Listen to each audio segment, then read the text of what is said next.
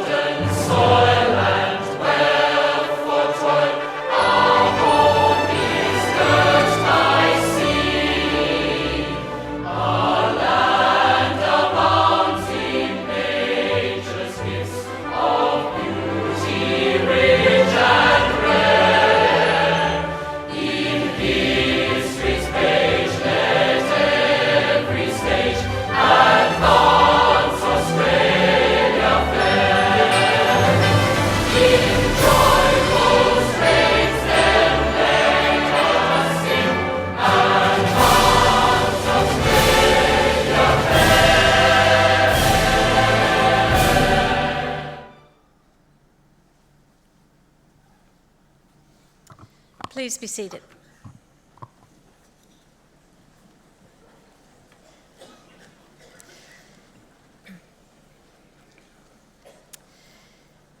Chancellor, University Council, Vice-Chancellor, distinguished guests, senior officers, academic and professional staff, graduands, families and friends.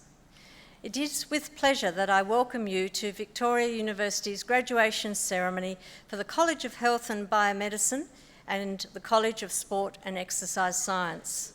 My name is Susan Young and I'm the Dean of Students at Victoria University and your MC for tonight. On behalf of my fellow Victoria University staff, I extend a warm welcome and congratulate all graduands on their achievements today. As a mark of respect to Australia's Indigenous people, we acknowledge the ancestors, elders and families of the Boonwurrung and Woiwurrung of the Kulin, who are the traditional owners of the university land. As we share our own knowledge practices within the university, may we pay respect to the deep knowledge embedded within the Aboriginal community and their ownership of country. We acknowledge that the land on which we meet is a place of age-old ceremonies of celebration, initiation and renewal, and that the Kulin people's living culture has a unique role in the life of this region. I would now like to invite Chancellor Mr. George Pappas, AO, to speak with you. The Chancellor's role is to chair the Council and to guide the strategic direction of the University. Thank you, George. Thank you, Susan. Vice-Chancellor, distinguished guests, senior officers, academic and professional staff, graduands, graduands' families, and friends. Welcome to you all, and especially to our graduands. Today is a time for celebration. As graduands, you have reached an important milestone in your life. In completing your study and being awarded a tertiary qualification, you've demonstrated a commitment to learning, an ability to focus, and to commit to a goal, and you have equipped yourself with the skills and knowledge to begin a career or to advance your career. Congratulations to all of you. This is a special day for you and your family. The timing of this graduation is also worthy of note. You're graduating from Victoria University in the year when we're celebrating the centenary of the founding of our predecessor institution, the Footscray Technical School, and the 25th anniversary of becoming a university. You can be proud that you're graduating from a university that has a long and rich history and 100 years of experience in educating students. Most of you have now taken on new and exciting challenges through work, through family, or through further study. And in some sense, you may have left us. However, you are now also part of our 100-year history, and as alumni of Victoria University, you will always be important to us. For that reason, I want to take just a few minutes to remind you about your university so that you can also take pride in being part of our extended community, the Victoria University family. I trust that you know that you are graduating from a university that is ranked in the top 4% of the world's universities. You do know, because they're sitting all around you, that VU welcomes students from diverse countries, diverse cultures, and diverse educational backgrounds. Age is also no barrier. Over 40% of our students are over 22, and around 21%, a fifth, are over 30. We embrace this diversity because we believe that education should be available to the whole community. We also believe that our university is enriched by the diversity, and we are committed to providing each individual with the transformative opportunities and supportive environment that they require to achieve success. And success is measured by your entrepreneurial mindset, your employability, and your contributions to industry and community. We have a flexible and comprehensive scholarships program, supported both by the university itself, by generous donors, and by industry partners. Last year, we offered more than 500 scholarships through university programs and many more through partnerships. Our flagship Achievement Scholarship program has over the last 6 years supported more than 400 students from the west of Melbourne while they continued their education. From vocational certificates and diplomas through to bachelor's, master's and PhDs, Victoria University provides outstanding tertiary education opportunities for students, whatever their educational background. We offer a variety of entry and exit points for students and flexible pathways across the whole spectrum of tertiary studies. Our particular focus is working with each VU student to identify and nurture your career aspirations, build your capabilities, and prepare you to be flexible, productive, and innovative contributors in a changing world. Our 8 colleges and our newly established Victoria Polytechnic deliver high-quality, targeted courses that are designed to meet your needs. We also aim to maximise your experience as students so that you can enjoy a well-rounded life while you study with us.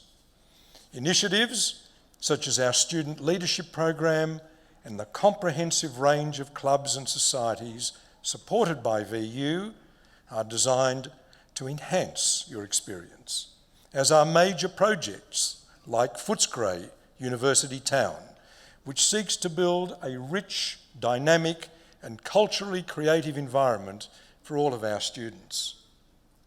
An important achievement this year has been the opening of our new state-of-the-art accommodation for students, right on the very edge of the Footscray Park campus.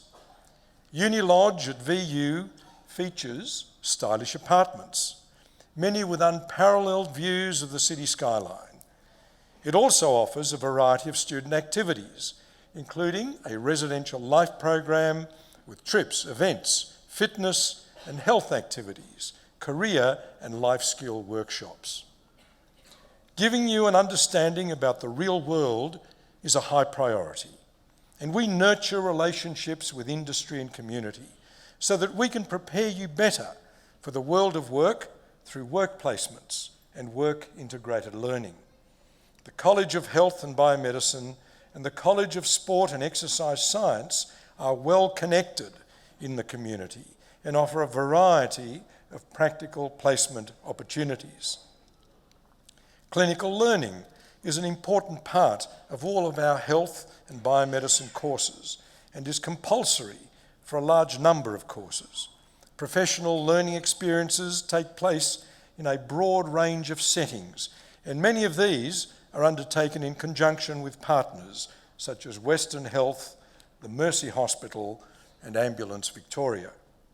In 2015, the College of Health and Biomedicine initiated collaborations with Beijing Technological and Business University regarding postgraduate exchanges, with Deakin University regarding Indigenous foods, and with Rokan in regards to cancer research. Victoria University is Australia's largest provider of courses in sport and exercise science, and the College of Sport and Exercise Science has more partnerships with the sporting industry than any other university in the country, and our graduates have the best success rate in Australia in finding employment in the industry. Through the college's community engagement, sport and recreation industry pathways, 500 secondary students have engaged with Victoria University with our culture and our facilities through workshop immersion experiences between 2013 and 2015. The college's industry partnerships continue to further develop. Ongoing major partners include the Australian Sports Commission, the Australian Institute of Sport, Netball Victoria, Western Jets Football Club, the Sport Australia Hall of Fame, the Football Federation of Victoria, Tennis Australia, Swimming Australia, and of course, the mighty Western Bulldogs Football Club. You've all benefited from these programs, and today, more than 330 of you will graduate with an enhanced understanding of how you can apply your knowledge in the workplace. Some of you already have a clear idea of how you will use your hard-earned skills and your knowledge to commence or progress your career. But some of you will decide to continue your study or undertake research to further enrich your understanding of the world. For each of you, our goal has been to help you cultivate your natural abilities and reach your own goals. Our efforts on your behalf and on behalf of future students will continue. But today is about your future and not ours. It is now up to you to use all that you have learned to achieve success on your own terms. And I encourage you to remain connected to the Victoria University community as a member of the Alumni Association in order to continue to build your personal and professional networks, I have no doubt that you will be wonderful ambassadors for Victoria University. Congratulations once again. Take all that you've learned and believe in yourselves. And to the family and friends, and with everyone, to everyone who's with us, can I urge you to celebrate? Celebrate loudly. You're allowed to cheer when your son or daughter or friend or other person that you know comes on stage. I ask everyone to applaud as loudly as possible, because everyone who comes up on stage has done something magnificent. They've worked very hard, they've worked tirelessly to achieve their degrees, and we ought to recognise that. And I think some of you know, who've been to our graduation ceremonies before, if you don't applaud loudly enough or cheer loudly enough, I stop the ceremony and encourage you to do so. And I also say, if you do applaud loudly enough and cheer loudly enough, you'll be invited back to other ceremonies. Now, graduands, will you all please stand? And those of you who are keen students of the English language will know or notice that I've been calling you graduands, not graduates, because you haven't quite graduated yet. But all that is about to change. In a few moments, you will be graduates. And to help me turn you from graduands to graduates, I call upon the chair of the academic board, Ms. Deborah Tyler, to present the authorised record of all conferred graduates for this ceremony and for those in absentia.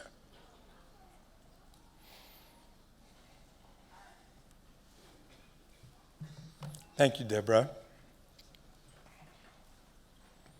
And this is the important part for all of you. By virtue of the authority vested in me by the Council of Victoria University, I admit the duly authorised graduates to the appropriate awards and to all the rights and all of the privileges of those awards. Congratulations.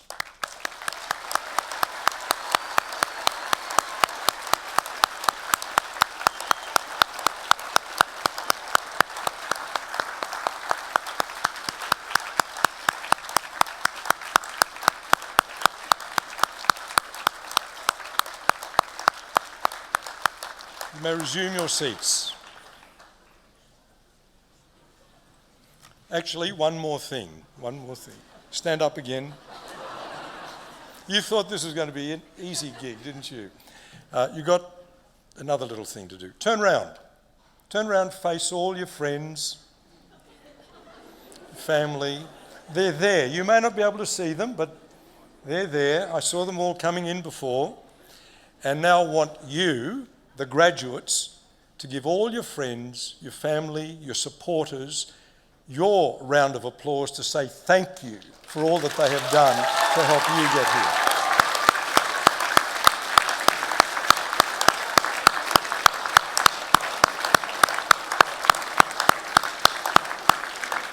Good. Now you can turn around and you can take your seats. Thank you.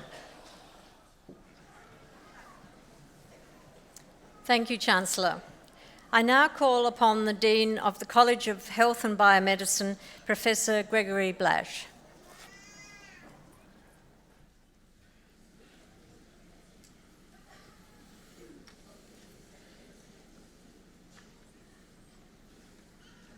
Chancellor,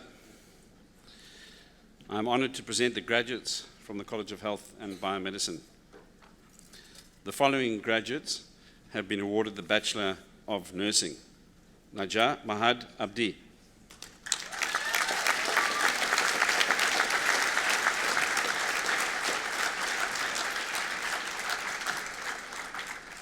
Nathaniel Abello.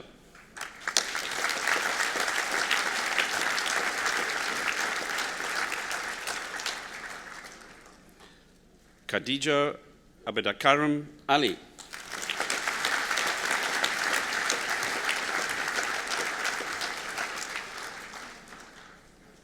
Carissa Faye Allen.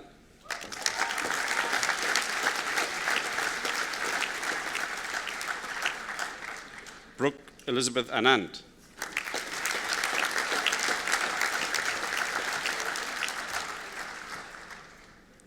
Salima Anwari.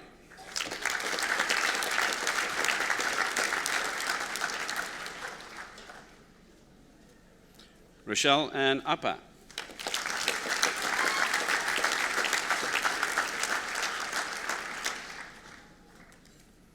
Jamie Apostoleros.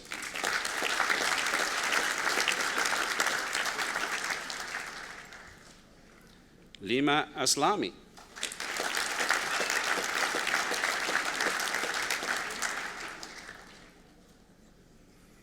Charlene Melanie Augustine.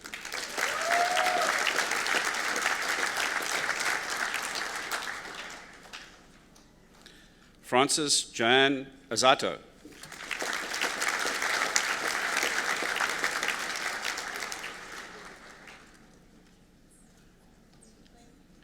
Caitlin Amalia Bartlett.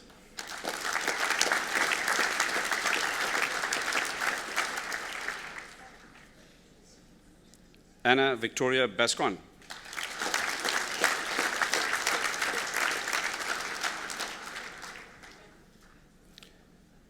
Stephanie Kathleen B.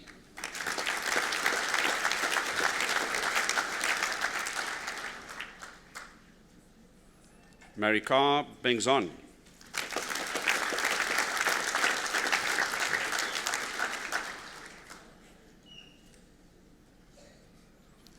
Tegan Lee Berezny.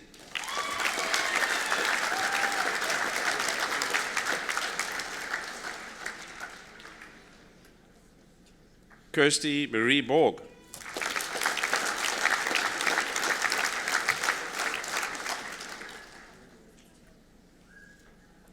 Bianca Jade Pottichia.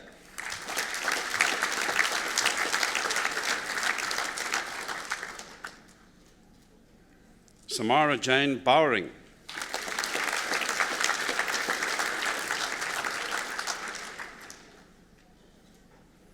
Jacqueline Ann Boxall.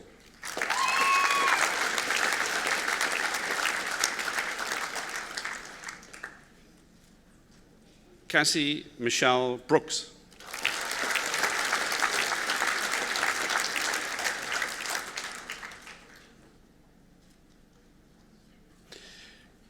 Kelsey Lee Bamford.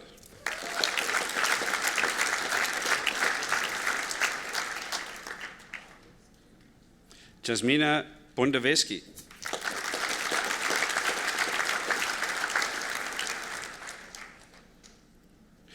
Paul Charles Kachia.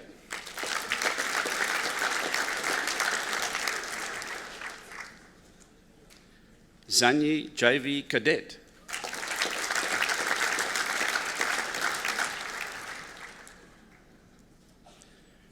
Bree Anna Jade Campbell.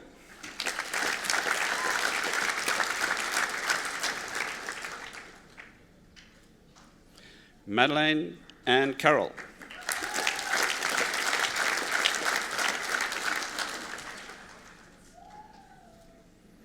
Sunita Amber Charles.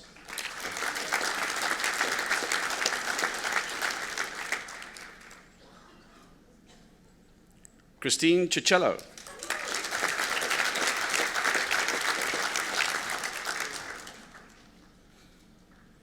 Emma Victoria Cobb.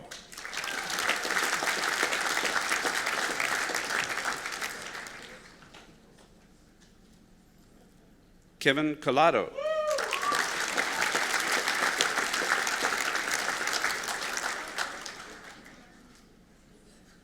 Brooke Olivia Constable.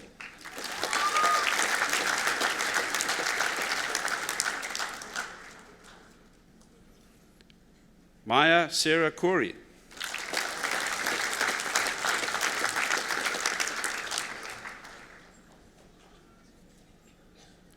Cyril Corlonchito.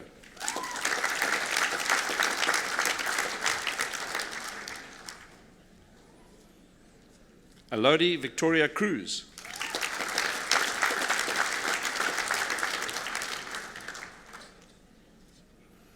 Jade Rita Kufi.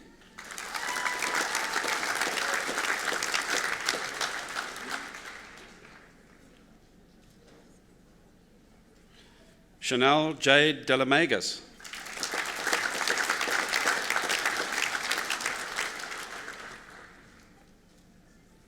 Nervin Kate David.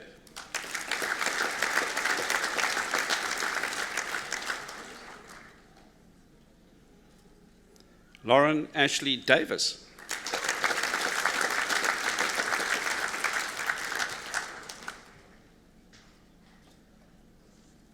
Teresa Daw.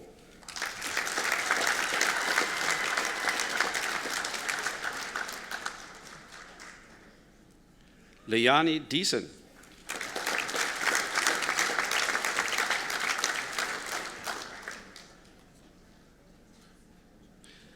Pawandeep Singh Dehal.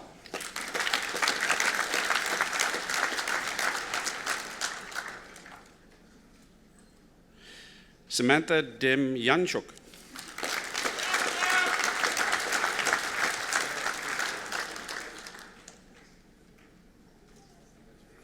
Sarah Louise Denakis.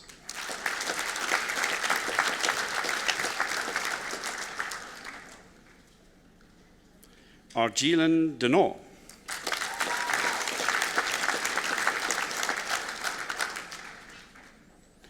Yen To Ti Du.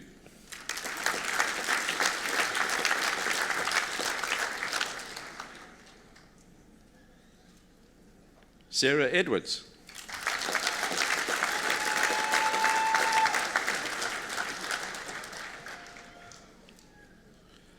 Patrick Equinau.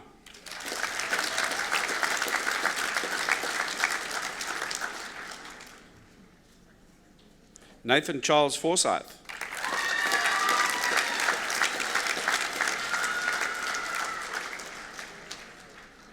Edward Lorenz Carducci.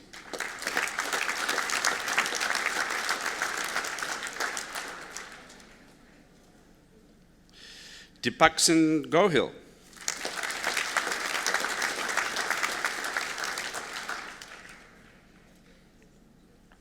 Rachel Louise Gregory.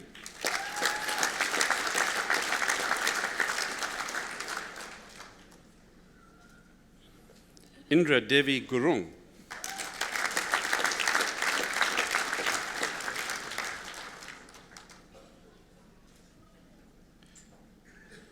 Vasiliki Vicky Hatzakis.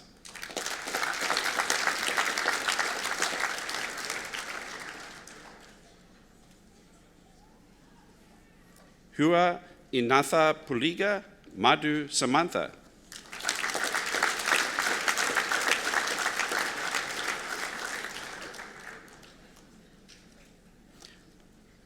Jasmine Vicky Hill.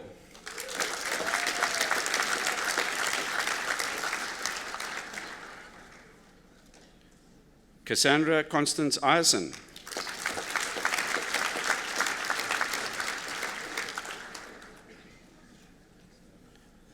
Betty Huan Jai.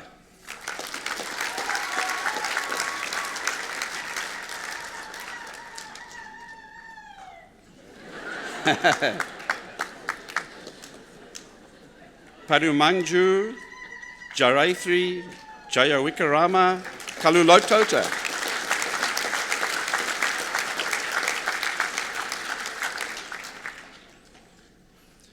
Bernadette Tangaan Jamie.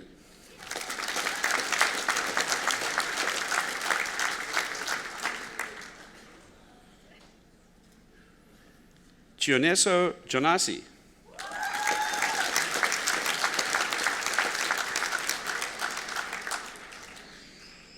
Sophia Yong.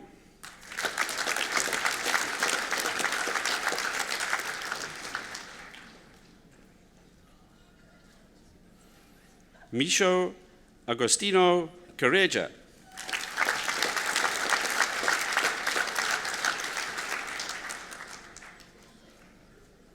Mandeep Kaur.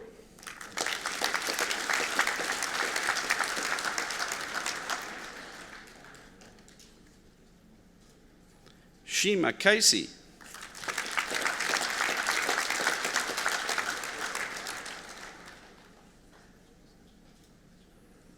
Mamta Kullar.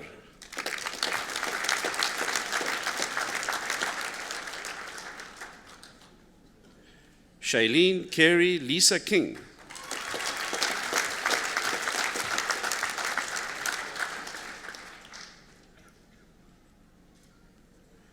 Giovanna Kratija.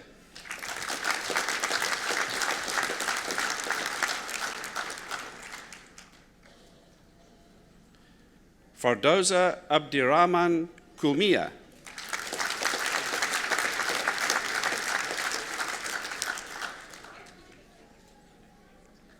Rishma Angeline Kumar.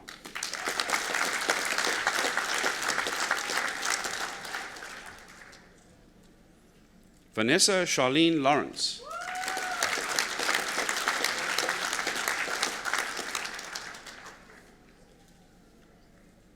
Tram Kuyun Lee.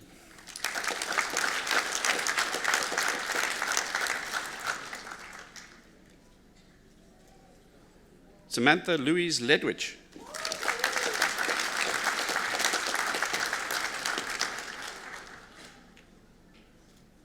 Elizabeth Jane Almarinez Leong Wing Chan.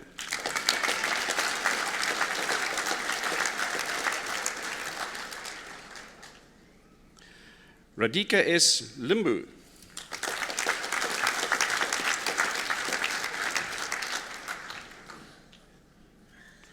Catherine Gloria Lomas.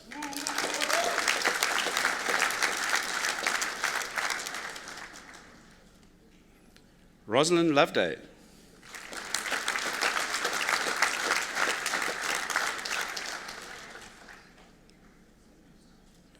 Kelly Marie Lumsden.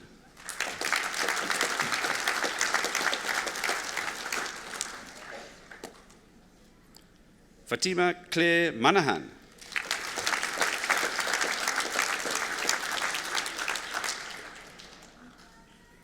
Eliza Manibot.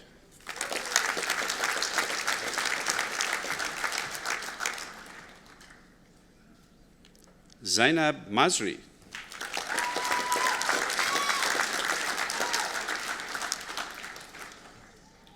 Poonam Mathur.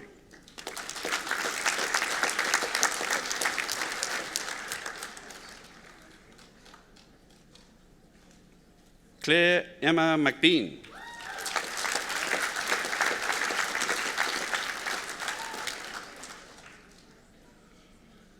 Leanne Marie McConnell.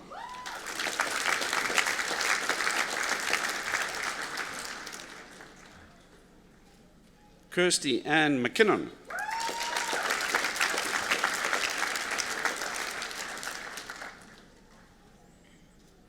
Ruby Lee McLean.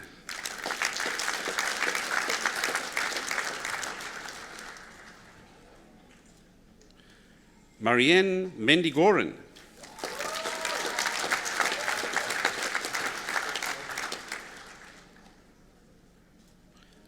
Christine Mose Mendoza.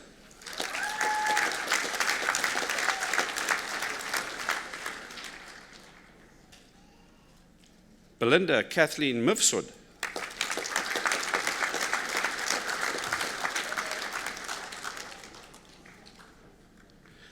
Luke Thomas Milligan.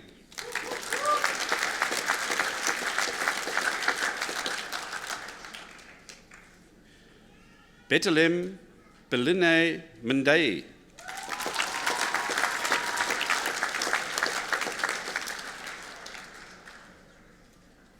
Connor Brian Monaghan.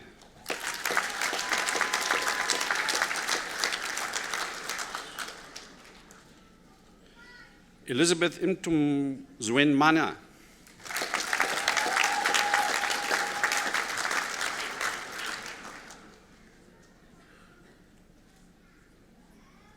Ruth Mujabi.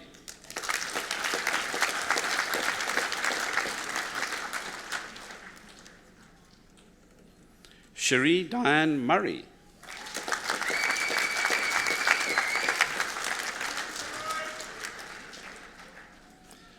Lorena Minenko.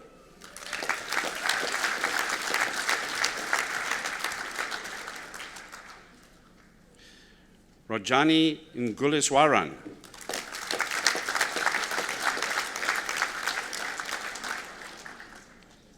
Talib Nazari.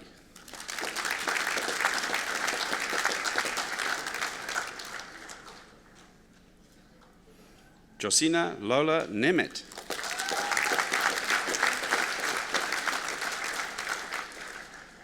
Brianna Newman.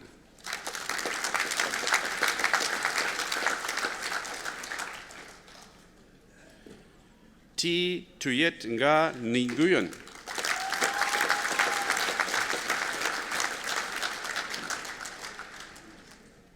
Truk Tan Nguyen.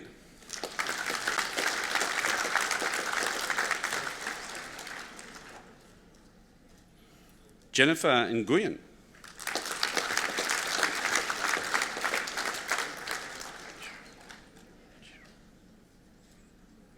Joyce Wanjiru Nyanjiru.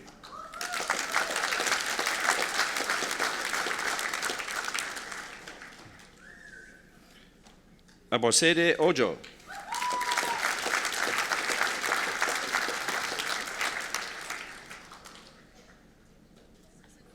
Muna Osman Badawi Omarit.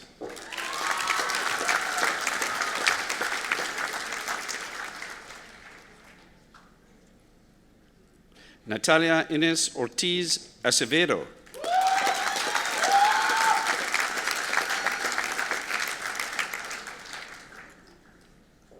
Rachel Akuya Osei.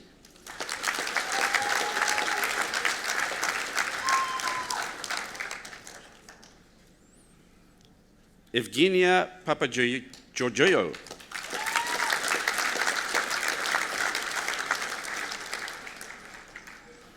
Catherine Mari Pavlovich.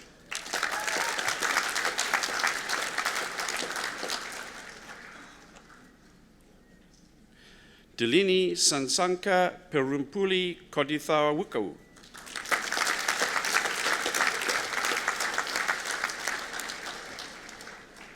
Caitlin Elaine Pesimenti.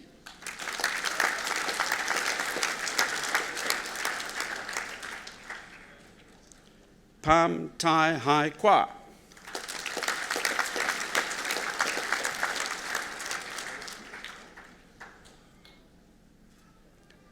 Georgia Rose Philpott.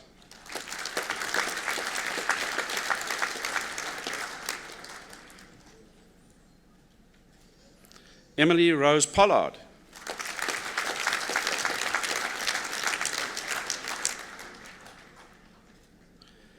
Shisham Paudyal.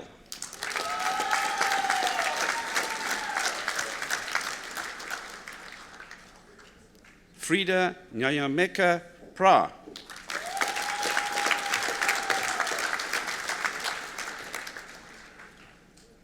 Mariam Rana.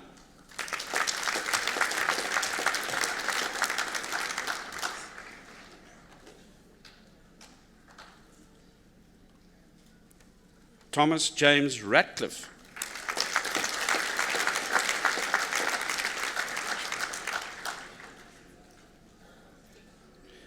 Maurice Augusto Ricinos.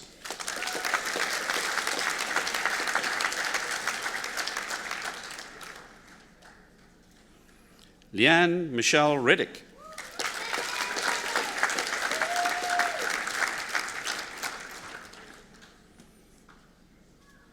Jessica Mary Reeve.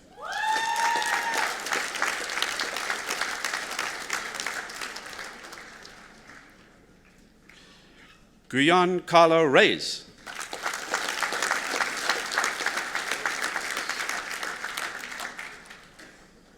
Cecile Bautista Reynosa.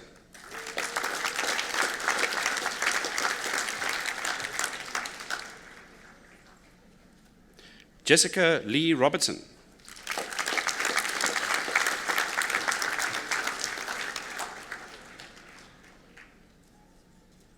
Sheila Lou Robbins.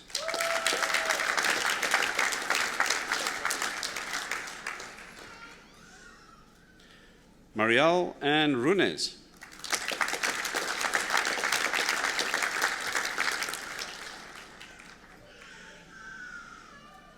Sarah Saffin.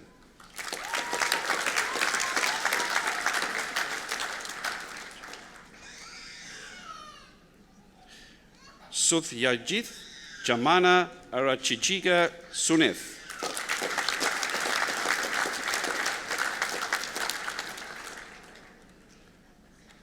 Crazia Maricon Serrano.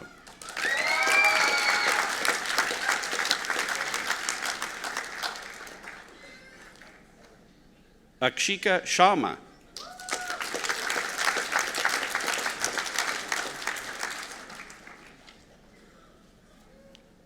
And Veronica Shearman.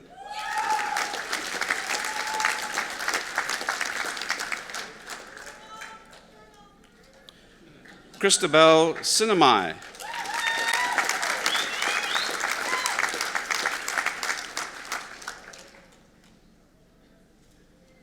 Brendan Graham Snell.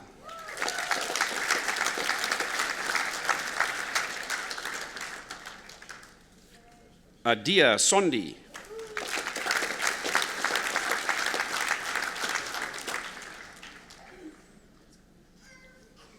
Diana Stevanovic.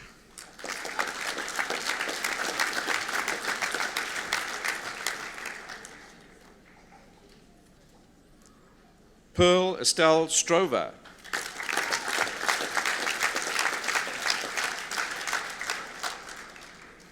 Ribka Tahir.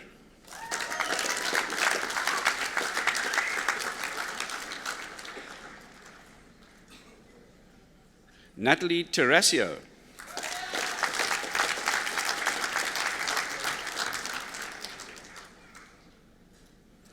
Bonita Elaine Taylor.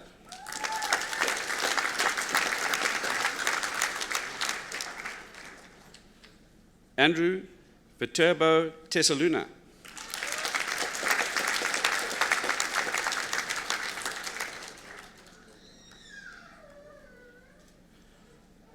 Kirthana Ratha Tavapriya.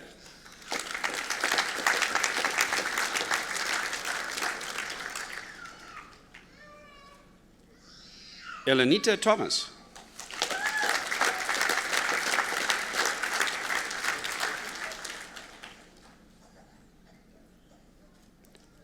Marnie Patricia Thorpe.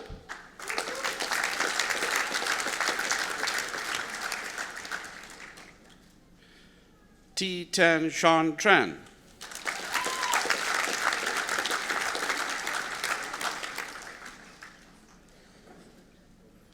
Laura Jane Twentyman.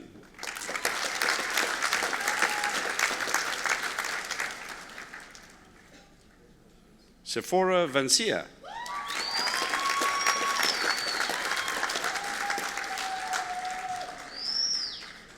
Mary Kathleen Ventura.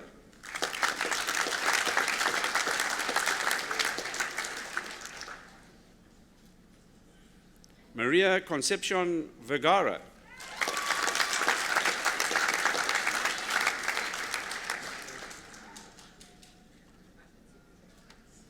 Lauren Marie Veselinovich.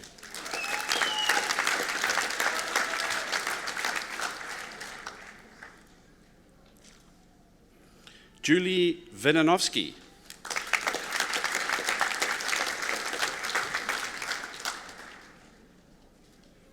Catherine Gabrielle Villani.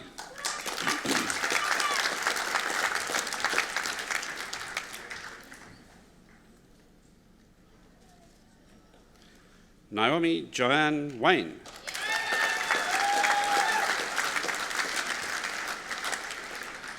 Katie Joan Walsh.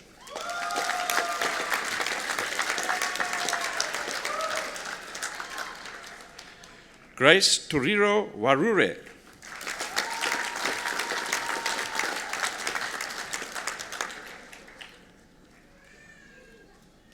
Wendy Jane Watson.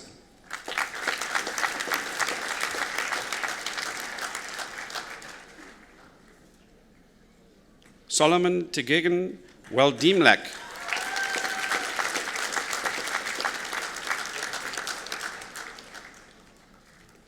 Brittany Marion White.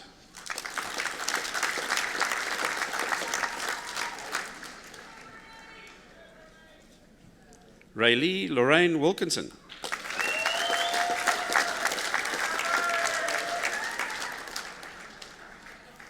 Jessica Lauren Willis.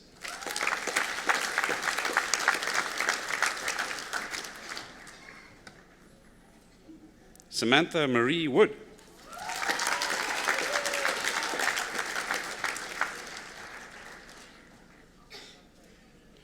Catherine Ann Zalaki.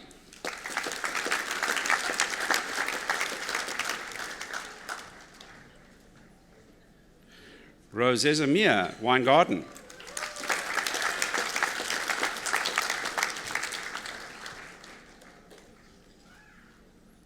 Wen Zhu.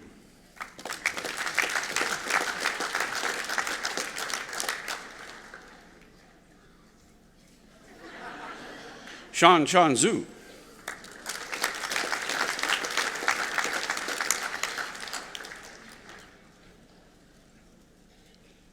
Zainab Yosofi.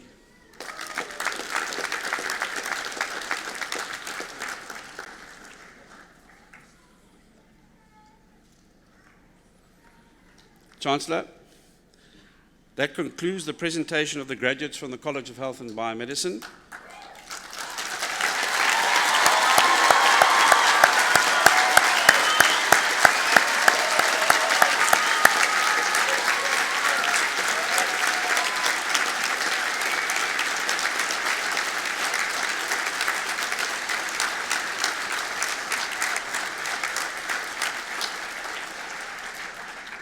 Chancellor, I call upon the Dean, College of Sport and Exercise Science, Professor Hans Westerbeek.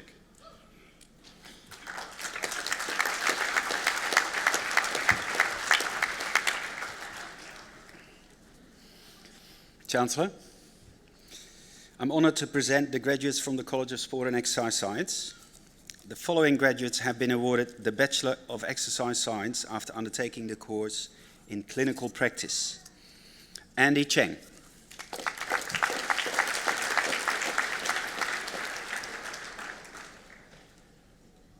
Joel Damien Eli.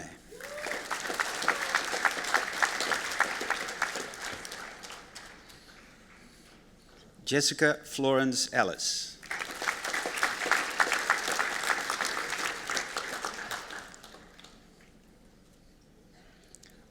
Blythe Helu.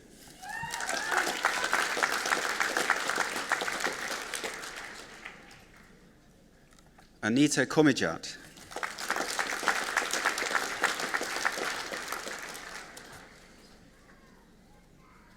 Kevin Liu.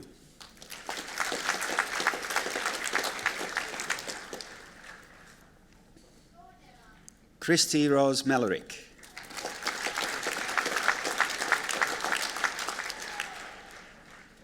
Nicholas Jeremiah O'Callaghan.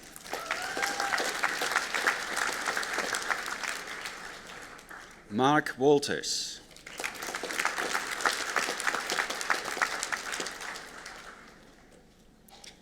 The following graduates have been awarded the Bachelor of Exercise Science after undertaking the course in sport practice. Joel Stewart Bradbury.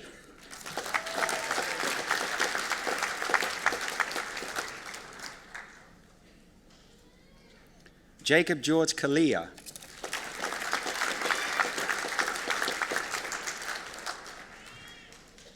John Albert Corso.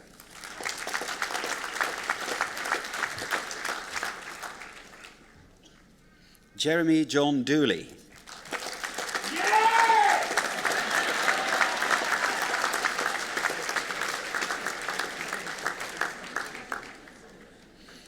Philip Vincent Dyke.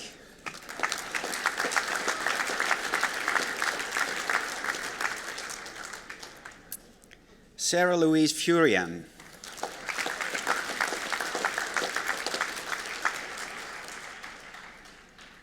Jake Ross Giannakis.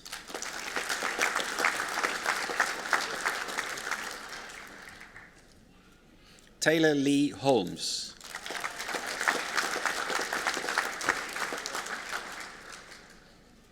Jordan Anthony Lazaro.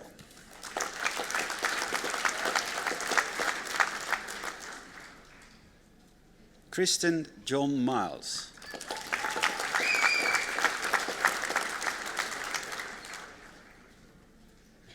Thomas Campbell Pridgeon.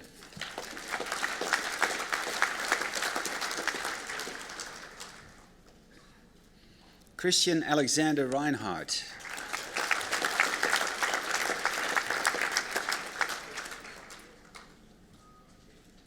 Nathan Mark Rowlands.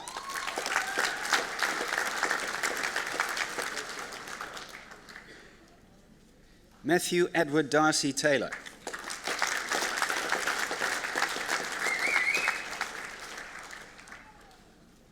An Tu Trin.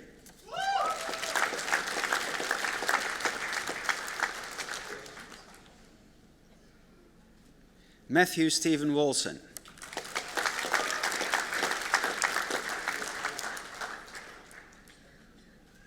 Joshua Raymond Ward.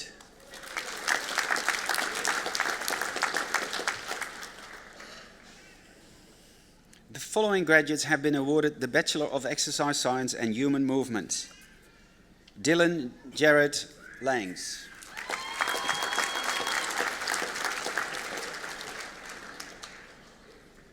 Dana Natalia Panich.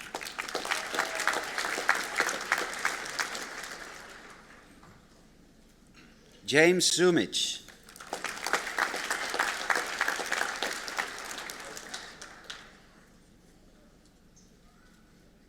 The following graduates have been awarded the Bachelor of Sport and Recreation Management. Min Sung Choi.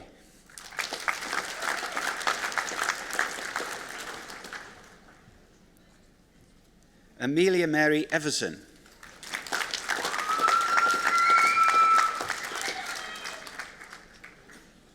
Ashley Kenneth Fennick.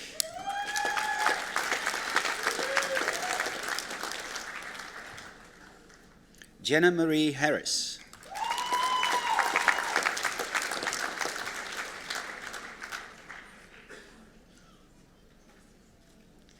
Hannah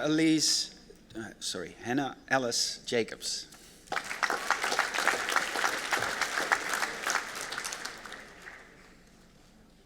Shannon Lois Kennedy.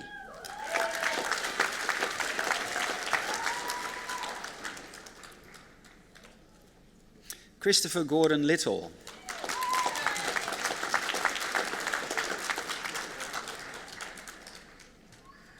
Joshua Vincent Mifsud.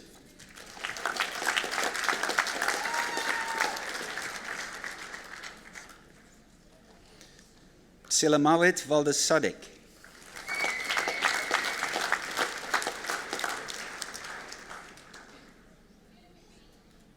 The following graduates have been awarded the Bachelor of Sports Coaching.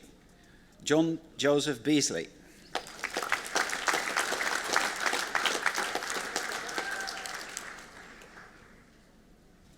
Daniel Helprin.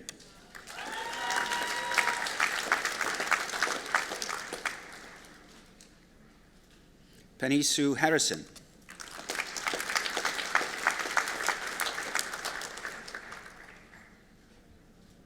Sam James Hill.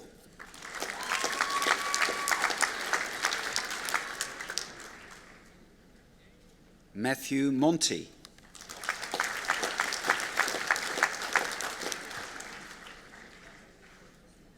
Maria Catherine Florides.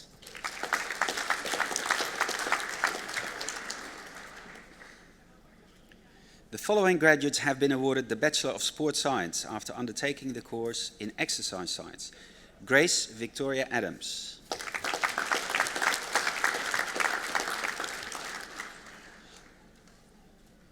Jake Ferenc Andrews.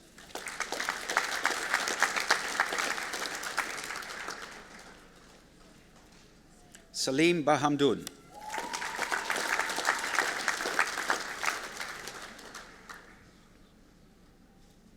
Alexander James Brooke.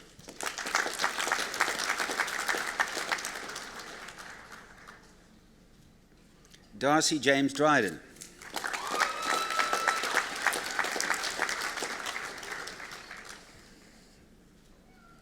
Simon Haraka.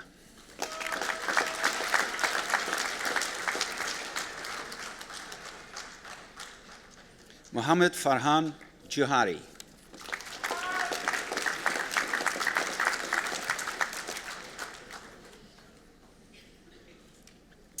Jeremy Lay.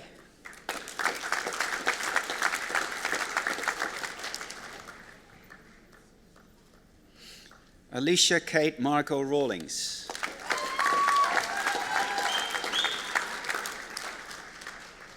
Kirsty Ann Martin.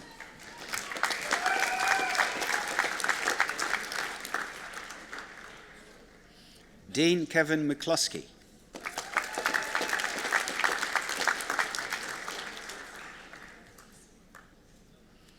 Aaron James Melrose.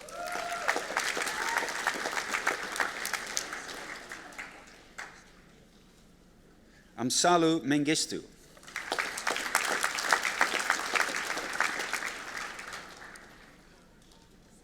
Jonathan Harley Stahl.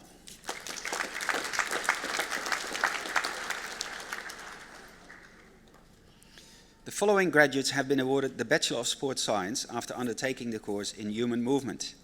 Kelsey Boyd Curry.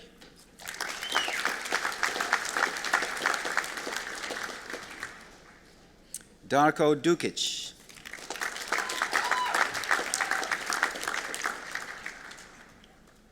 Nicholas Gustavo Garcia.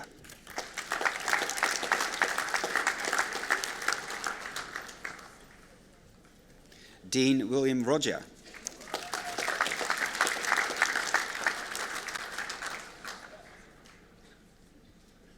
The following graduates have been awarded the Bachelor of Sports Science after undertaking the course in Physical Education Secondary.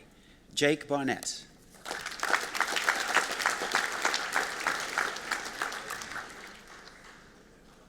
Brittany Jade Cleary.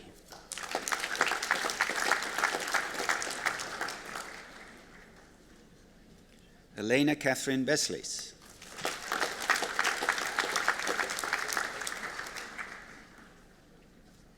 Cassandra Valerie Blake.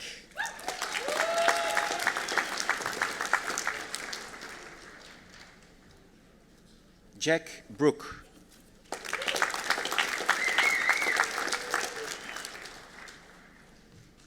Jason Broomhall.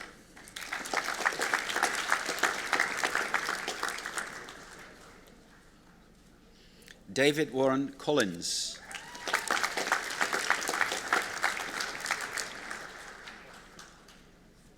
Stephanie Elizabeth Dervin.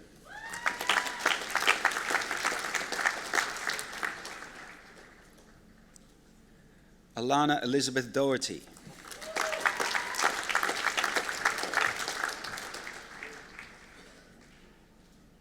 Alyssa Caitlin Ellis.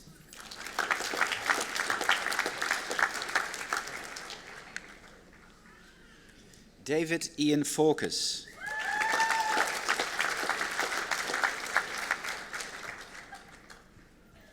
Benjamin Andrew Fitzgerald.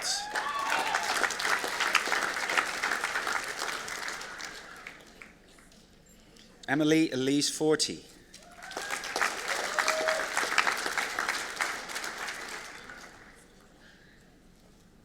Alice Rose Gare.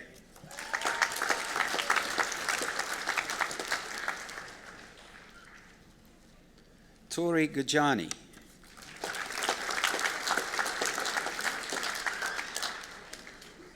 Daniel Guerrieri.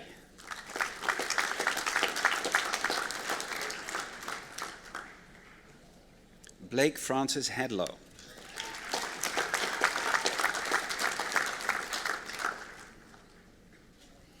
Laura Lee Heffer.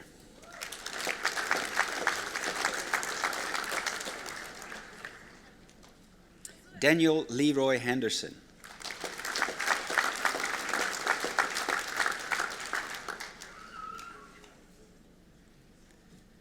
Patrick Louis Curley.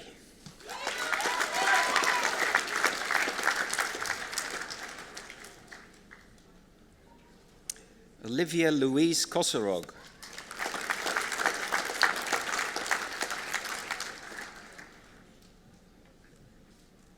Alicia Katanas Arvanitis.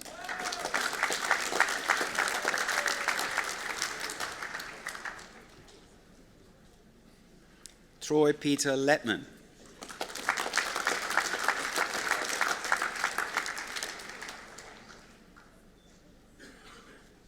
Jacob Alexander Marshall.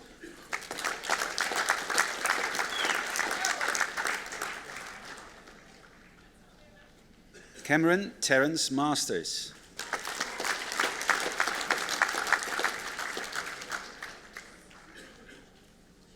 Caitlin McInerney.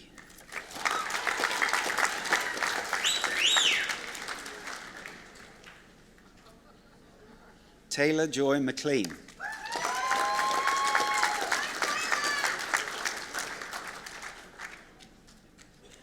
Gemma Lee McLeod.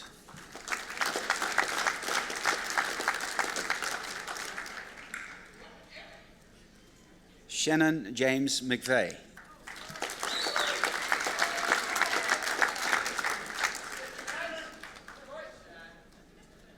Lauren Ailsa Miller.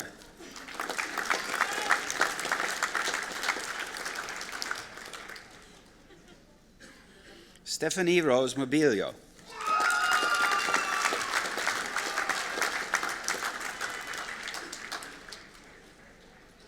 Renee Patrice Murdoch.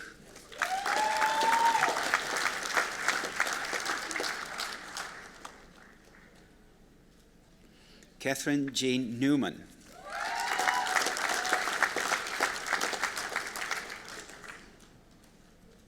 Lara Nicole Pepworth.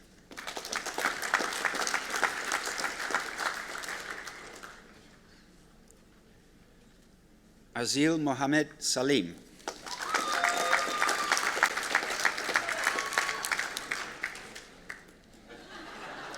Taylor Renee Shannon.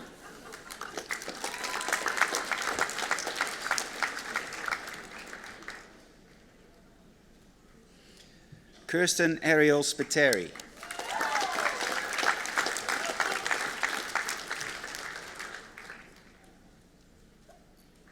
Jack Richie Stephen.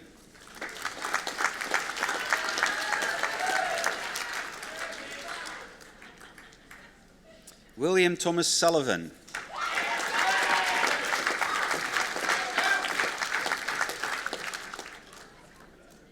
Stephanie J. Tilley.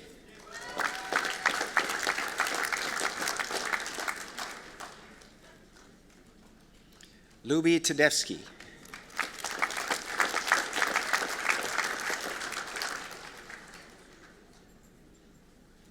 Ashley Trotman.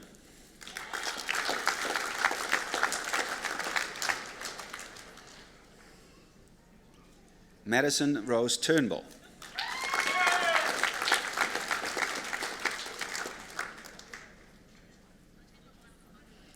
Aidan Liam Turner.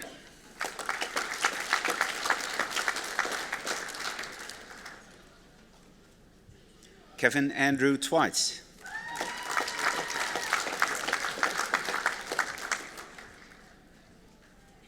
Cameron James Vella.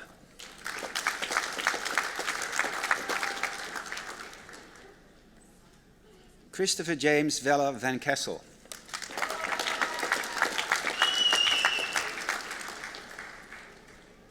Rebecca Lee Patricia Wallace.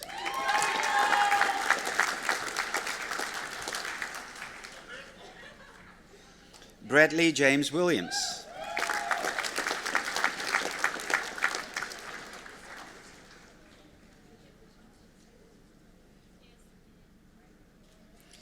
Gabriel Anthony Williams.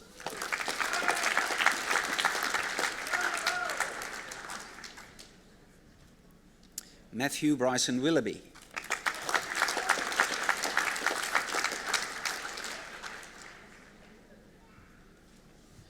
The following graduates have been awarded the Bachelor of Exercise Science and Human Movement, Bachelor of Psychological Studies. Rebecca Louise Fall.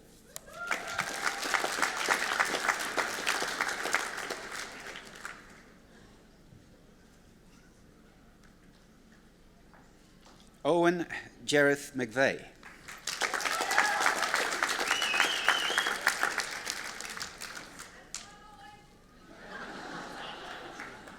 Anik Mutaya.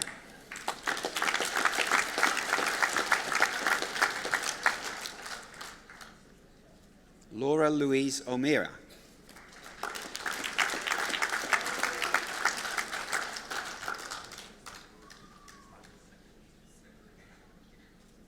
Erin Michelle Pavey.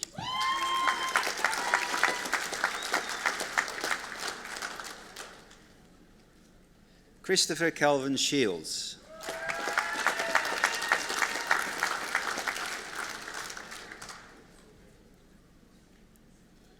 Paige Claire Turner.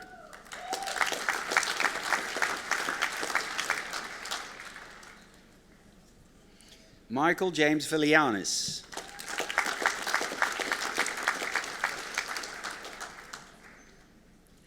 The following graduates have been awarded the Bachelor of Exercise Science and Human Movement, Bachelor of Sport and Recreation Management. Kirsty May Allen.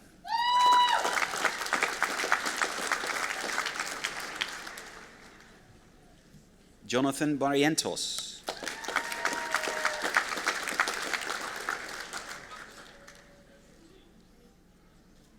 Lindley Louise Bertaccini.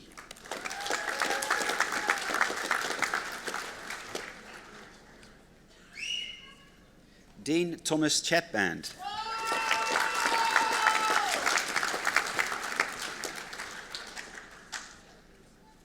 Elise Brittany Denny.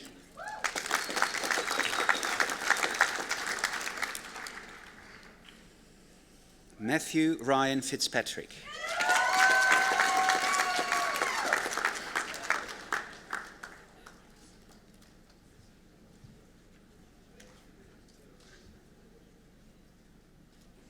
Olivia Bernadette Getson.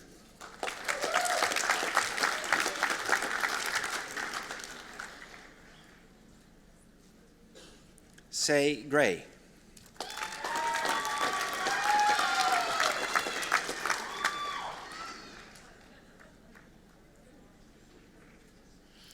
Adam John Imber.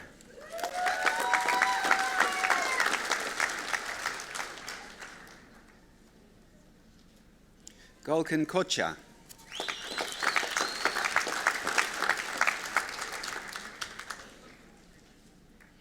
Bethany Geraldine Coroneos.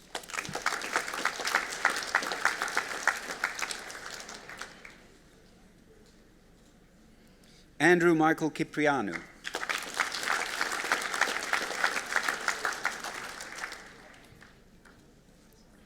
Mikhail Abibi Newport.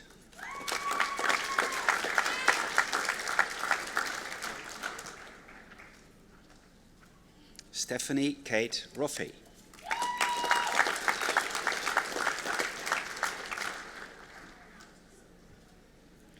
Brendan John Webster.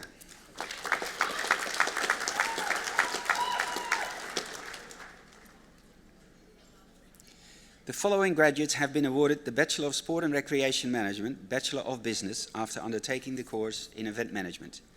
Eves Alexandra Berryman.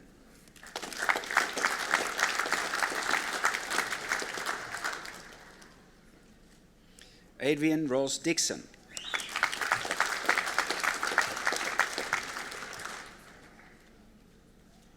Lauren Kate Elliott.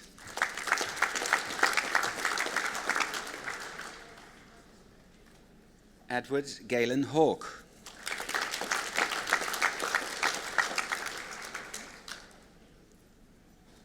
Catherine Lillian Thomas.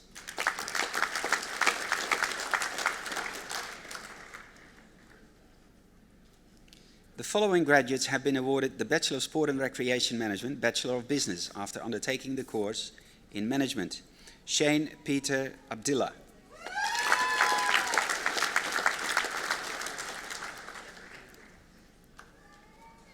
David Hoon.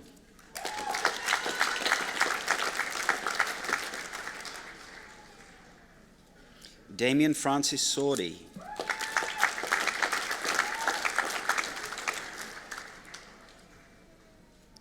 Dimitrios Toskas.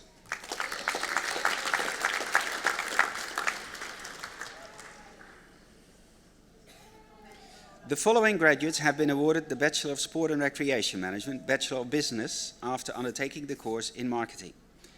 Aaron Spiridion Batsanis.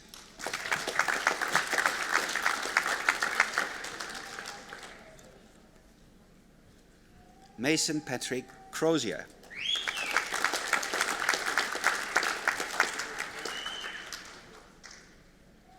Daniel Luke Erderly.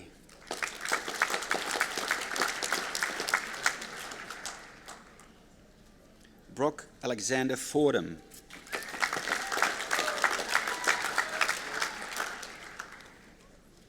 Aaron Luke McNamara.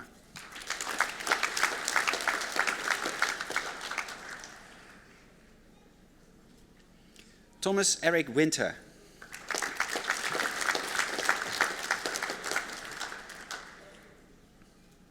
The following graduates have been awarded the Bachelor of Applied Science Honours after undertaking the course in Human Movement. Nicholas Thomas Shaw Marshall.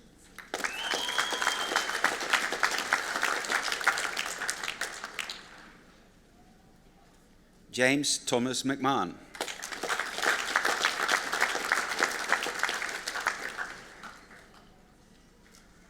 The following graduates have been awarded the Master of Clinical Exercise Science and Rehabilitation. Fo Shanta.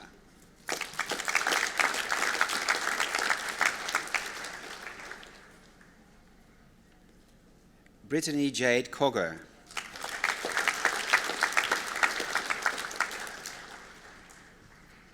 Nicholas Stephen Kent.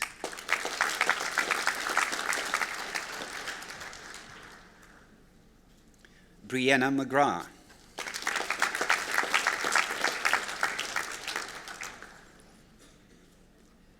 Joel Montgomery.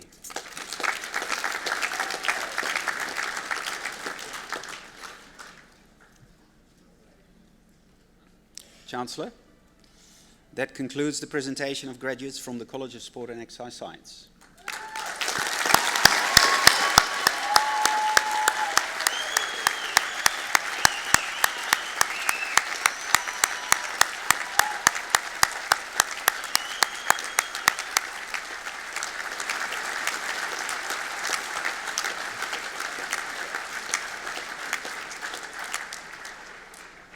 I call upon the Pro-Vice-Chancellor Research and Research Training, Professor Warren Payne, to present the doctoral candidates.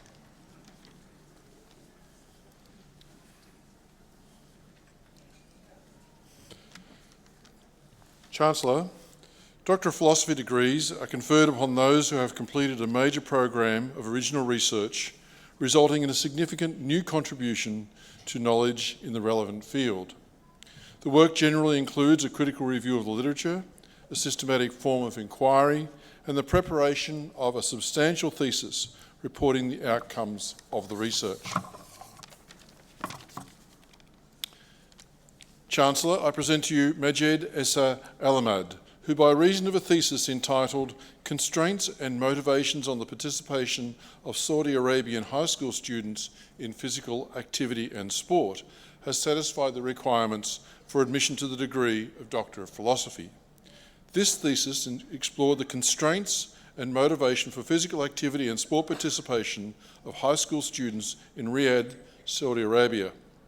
The results showed that 74% of the respondents were less active than international standards. The dominant constraint was a lack of purpose-built facilities. It was recommended that the Saudi government urgently provide more structured spaces for physical activity and sport programming. Majid's principal supervisor was Professor Bob Stewart, and his associate supervisor was Dr. John Tower. Chancellor, Dr. Majid Essa Alamad.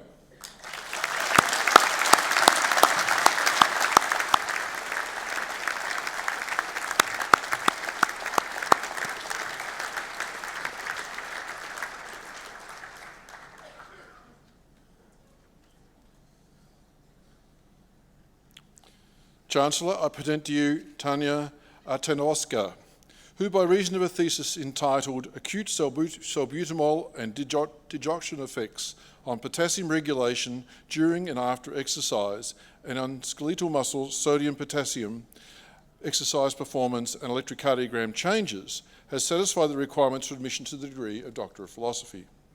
Tanya investigated the effects of salbutamol and digoxin, both drugs used clinically, on potassium regulation in blood and muscle with intense exercise in healthy adults. Salbutamol lowered while digoxin elevated plasma potassium during exercise. Digoxin induced early muscle fatigue. A new adaptation was identified whereby digoxin increased the abundance of vital regulatory protein in muscle, the sodium-potassium pump. Tanya's principal supervisor was Professor Michael McKenna, and her associate supervisor was Dr. Aaron Peterson. Chancellor, Dr. Tanya Enovoska.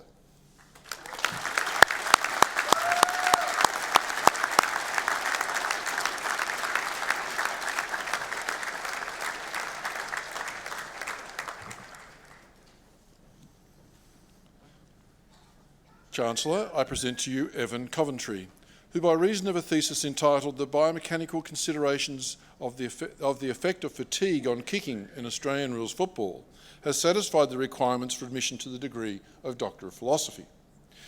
This thesis investigated the effects of kicking on fatigue technique in Australian football. Under fatigue, performance in junior players declined. However, senior players were able to maintain kick performance by adopting an altered technique, a finding that changed training strategies in AFL and NRL clubs. Studies were presented in international scientific conferences and published in the Journal of Sports Sciences. Evan's principal supervisor was Dr. Kevin Ball, and his associate supervisors were Associate Professor Robert Augie and Professor Michael McKenna. Chancellor, Dr. Evan Coventry.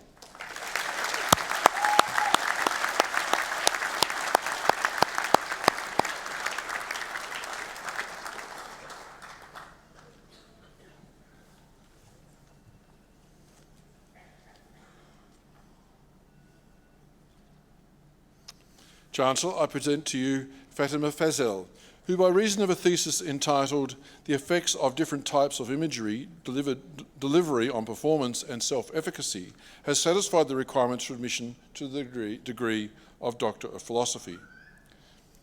Fatima examined methods of delivering imagery in basketball shooting. In parallel studies, she found that less skilled players improved most when first imaging overall performance, then focusing on shooting, whereas highly skilled players did best when imaging shooting first, then progressively adding other aspects of performance. In the final study, A-grade players improved their shooting over a competition season using progressive imagery. Fatima's principal supervisor was Professor Tony Morris, and her associate supervisor was Associate Professor Anthony Watt. Chancellor, Dr. Fatima Fazel.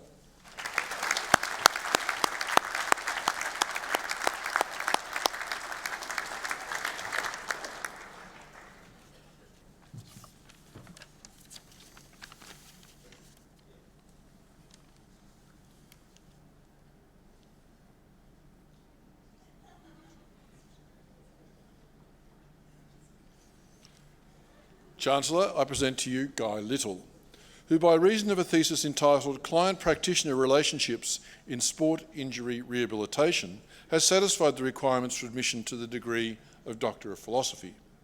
Guy explored sports psychologists and physiotherapists' professional relationships with injured athletes. An extensive range of effective and ineffective relational skills were identified and linked to likely client outcomes.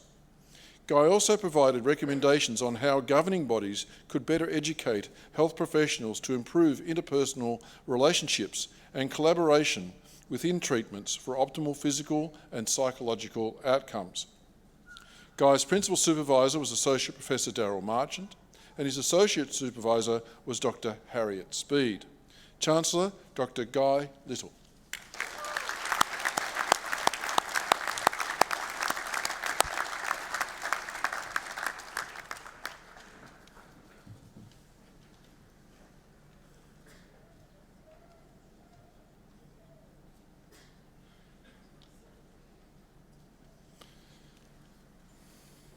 Chancellor, I present to you James Robert Rudd, who by reason of a thesis entitled The Efficacy of Gymnastics to Improve Movement Skill Competence in Children has satisfied the requirements for admission to the degree of Doctor of Philosophy. James's research is concerned with understanding the developing movement skill competence in primary school aged children. His work has had significant impact on PE provision in the participating primary schools, as well as being disseminated widely through publications and national and international conferences, including a keynote presentation.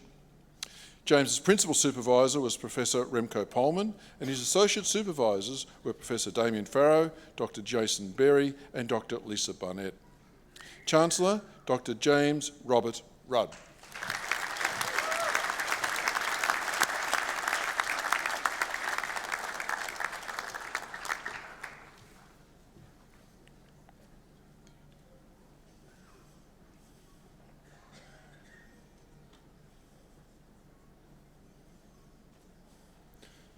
Chancellor, I present to you Bravina Samthia-Niagan, who by reason of a thesis entitled Machine Learning Applications to Gate Biomechanics Using Inertial Sensor Signals has satisfied the requirements for admission to the degree of Doctor of Philosophy.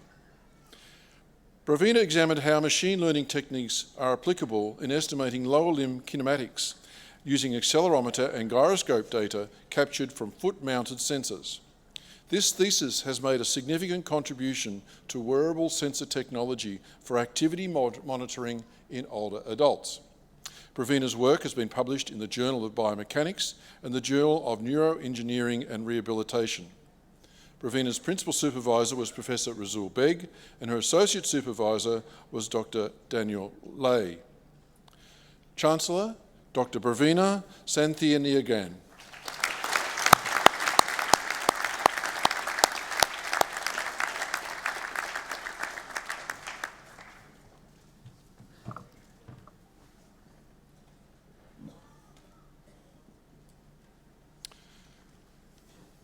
Chancellor, I present to you Florentina van Rens, who by reason of a thesis entitled Role Strain in Talent Development, a psychosocial perspective on the dual careers of junior elite athletes, has satisfied the requirement for admission to the degree of Doctor of Philosophy. Fleur examined the strain experienced by junior athletes in attempting to fulfil multiple roles as student athlete in regards to their life satisfaction and stress. She developed, validated and published the Role Strain Questionnaire for junior athletes. The questionnaire is now being utilised in sport talent development pathways to assist student athletes to better navigate their sporting journey. Fleur's principal supervisor was Dr. Erica Bercolis, and her associate supervisor was Professor Damien Farrow. Chancellor, Dr. Florentine van Rens.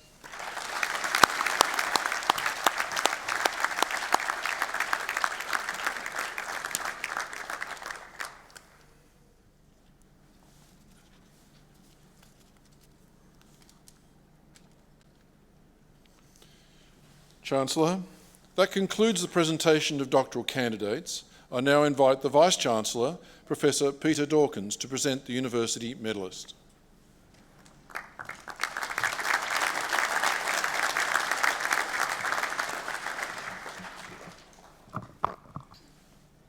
Chancellor, it is with great honour that I now present the University Medal for Excellence. University medals are awarded to those graduates who have achieved consistent excellence over the duration of their course. Medals are awarded in the following categories: the highest achieving students in undergraduate vocational education, undergraduate higher education, postgraduate by coursework, and postgraduate research graduate. The Medal for Excellence in Undergraduate Studies in the College of Sport and Exercise Science is awarded to Anik Mutia, who graduated today with the Bachelor of Exercise Science and Human Movement and the Bachelor of Psychological Studies. Her academic record is outstanding, achieving a GPA score of 6.94 during her studies. She was also a recent winner of an award issued by the Australian Council of Health, Physical Education and Recreation. Please congratulate Anik Mutia.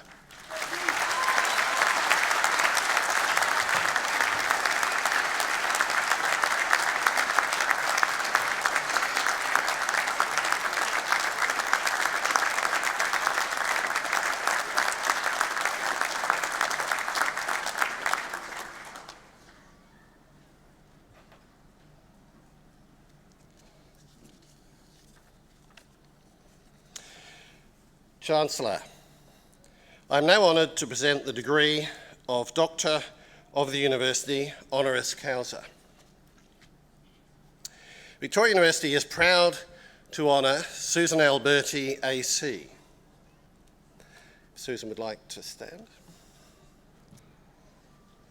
For her outstanding service to the community through her philanthropy and advocacy for medical research, education and sport, especially her leadership in promoting women's sport. Her work as a role model and mentor for young women and her contribution to Victoria University as chair of the Victoria University Foundation. Dr. Alberti was born in Bairnsdale and educated at Siena College. After leaving school, she worked for a legal firm and subsequently worked with her husband Angelo, establishing the Dansu Group as an industrial and commercial builder and developer of industrial estates and business parks. Following her husband's death in 1995, she assumed control of the company, becoming one of the first women to obtain a commercial builder's licence in Victoria. Dr. Alberti assumed the role of general manager after her husband's death and continued to grow the company. Her business success allowed her to devote more time to her private passion of philanthropy, in particular the cause of juvenile diabetes. For 30 years, the Susan Alberti Gala Ball raised valuable funds towards medical research, including finding a cure for type 1 diabetes. In 1994, she founded the Melbourne and Sydney annual Walk for the Cure around Albert Park Lake, a significant annual fundraiser which to date has raised more than $30 million towards the search for the cure for diabetes. She was the national president of the Juvenile Diabetes Research Foundation, JDRF, Australia, and in 1985, Dr. Alberti was invited to join the international board of the Juvenile Diabetes Research Foundation International, the JDFI. In 2008, she accepted an invitation to become JDRFI's first international patron. In November 2013, she retired from all positions associated with JDRF Australia and JDRI. Her community contributions extend far beyond diabetes research. In 2004, Dr. Alberti became a board member of the Western Bulldogs Football Club. She subsequently became patron of the Western Bulldogs Football Club and founding co-chair of the Western Bulldogs Forever Foundation.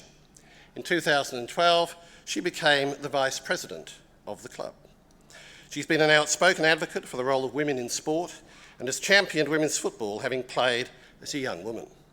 A strong supporter of the Victorian Women's Football League, the VWFL Premier Division Cup is named the Susan Alberti Cup in her honour. She was awarded life membership of the Western Bulldogs Football Club in 2015 and is also president of the Footscray Football Club VFL team. Education is a passion of Dr. Alberti, and she has quietly supported scholarships for secondary school students over a long period, and most recently became a supporter of the Western Chances Scholarship Program. As a director of the Victoria University Foundation, Dr. Alberti has played a crucial role in the introduction of a unique model of scholarships, the Achievement Scholarships. Dr. Alberti has helped shape the scholarship program and made the first significant gift to support the program.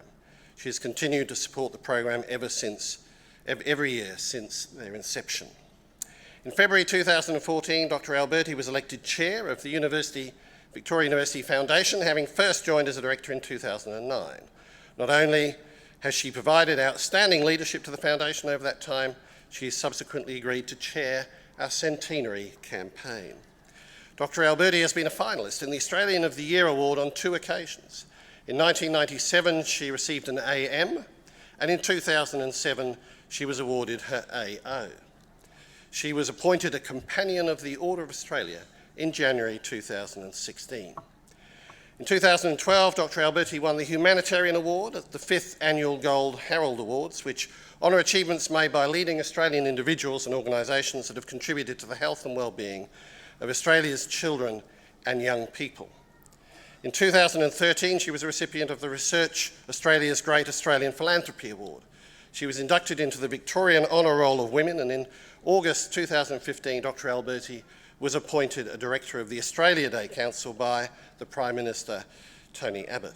In recognition of her outstanding service to the community through her philanthropy and advocacy for medical research, education and sport, especially her leadership in promoting women's sport, her work as a role model and mentor for young women, and her contribution to Victoria University as chair of the Victoria University Foundation, I present to you, for admission to the degree of Doctor of the University, honoris causa, Dr. Susan Alberti.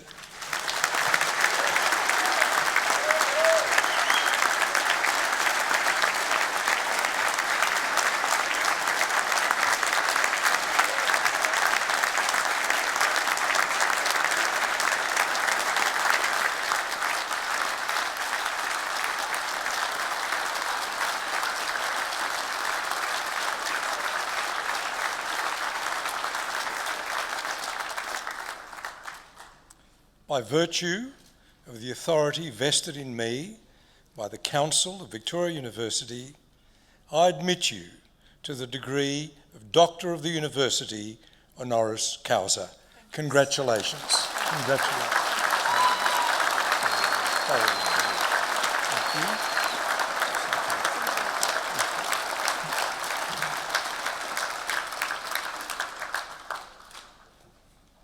And I'd now like to invite Dr. Alberti to deliver the occasional address.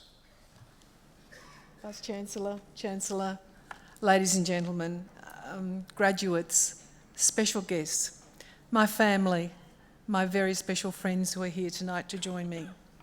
I'm absolutely delighted. I can't tell you how honoured I am this evening to accept this prestigious award. It means a lot to me. The last time I was at a celebration like this was my own daughter's graduation, and it was so special. And I know to all of the parents and graduates here tonight, you should be so very, very proud of yourselves. But who would have thought that the daughter of a policeman from Ashwood could have so many letters after their name? It has been a remarkable 12 months for me, and in all the accolades I've received after becoming a Companion of the Order of Australia this year in January. And of course, tonight's honours, which just tops it all off, are all about promoting the causes that I most strongly believe in and feel very strongly about. Medical research, as was mentioned, particularly type 1 diabetes research, and St Vincent's Institute for Medical Research, where I chair that foundation. Women in sport, particularly women and the growth and development of Aussie rules football for women. Yes, I'm a frustrated ex-footballer, and it's like a dream come true. I had to hang up my boots at the age of 15 because there was nowhere to go. My brother's here with me tonight. I used to kick the football with him, but my father said I was being knocked around too much by the boys, so I had to hang up my boots. But I was a tough player, and I think I was a bit like Tony Liberatore. I was a very good tackler. And I tell this story, I'm really sincere about this, but I was rushing to a board meeting at the Bulldogs a few years ago, and a lady stopped me in the corridor and she said, "I know you." I said, "Oh, well, I'm sorry, I don't know you." And she said, "You broke my arm playing football." There was no video replay then. Wasn't I lucky?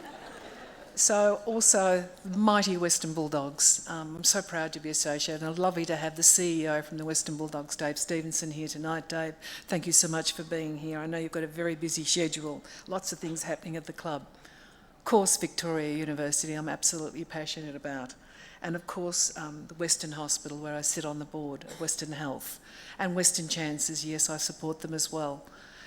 I'm a girl who's lived in the East all her life, but my heart has always been in the west of Melbourne. And as you can see, all my interests are here in the west of Melbourne. And as I said, I'm very honoured to be here tonight for Victoria University. There is just some of the few of the examples that I support, and I generally enjoy the feeling of helping others. Of course, it was not just those early days that made me the person that I am today. It's also events and personal circumstances that you encounter along the way. My only child, Danielle, was born in 1969. She was quite tragically diagnosed with type 1 diabetes. One minute I had a healthy, perfectly healthy child, good at school, good at sport, good at everything, a beautiful young woman. 20 years later, I was bringing her home to give her my kidney. Her kidney started failing because of complications. She died on the plane next to me on a Qantas plane, bringing her home. When Danielle died and they covered her with a blanket, I said to her, I will never, ever, ever give up trying to find a cure for this insidious disease. not realising that 9 months later I would be hit with cancer and other sickness, to the point that I had a 50-50 chance of my own of survival. And if it wasn't for medical science, I wouldn't be standing here tonight and congratulating all these wonderful young men and women. So I'm so grateful to medical science for giving me a cure. I'm in remission and I'm feeling pretty healthy, and I thank all those doctors and researchers. But back to the beginning, that's a tragedy with my daughter that'll stay with me for the rest of my life. That happened about just over a decade ago, but it's with me every day of my life.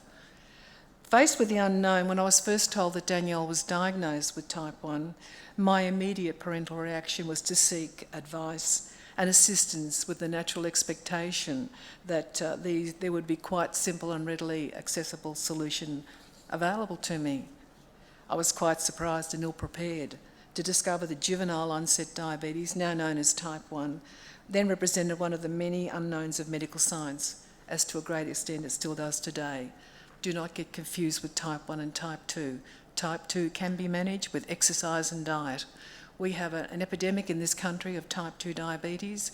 We have about 1 million people diagnosed with type 2, probably another 1 million undiagnosed, and about 145,000 young men and women with type 1 through no fault of their own. It's not because they ate too many lollies or too many cakes. It's because it's an autoimmune disease, and once they're diagnosed, it's for life. So try telling a 12-year-old, as my daughter was, that you'll have this for life.